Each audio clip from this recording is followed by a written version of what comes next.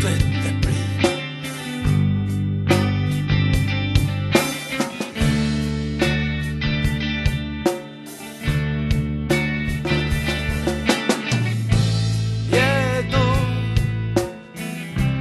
Jednou já v hospodě byl, jak to bývá, jako zvíře se tam spil potom. Na MHD jsem pak šel, myslel jsem, že už toho schopen jsem zlitej. K zastávce jsem vykročil za 5 minut.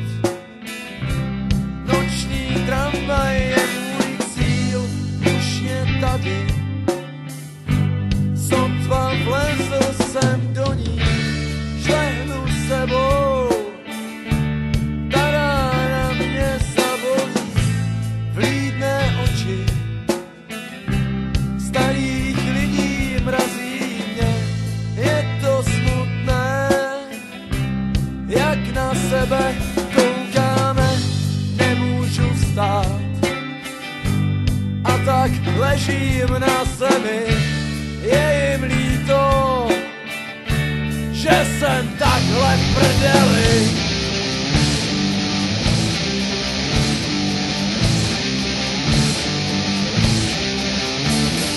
Baba na mě křičí, proč tu jsem? Řidič na mě hrozí boxerem, ať vypadnu s tím tramvajem ven. Dědek vyrožuje kostelem.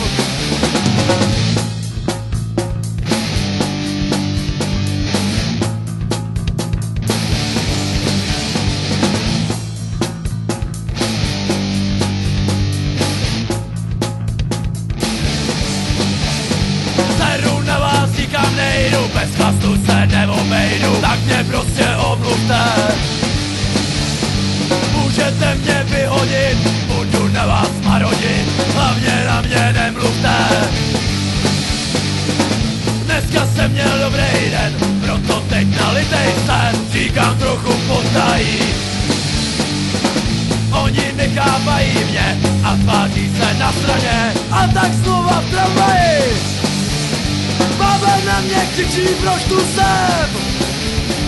Řidič na mě hrozí boxerem, ať vypadnu s tím tramvajem ven. Dědek vyrožuje kostelem.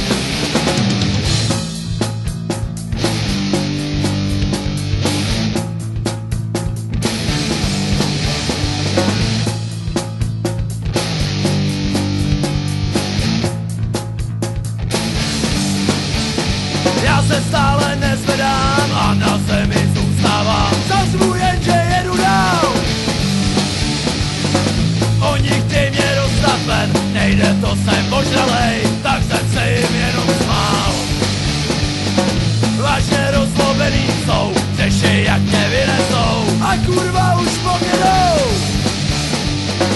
Řidič chyť mě za nohy a vyhodil pod schody, tak jdu zpět do hospody.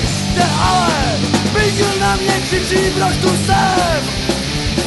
Kde se snad ještě víc požerem? Rychlý říká, ať už nelejem, ať se z toho stejně poblejem, anebo poserem.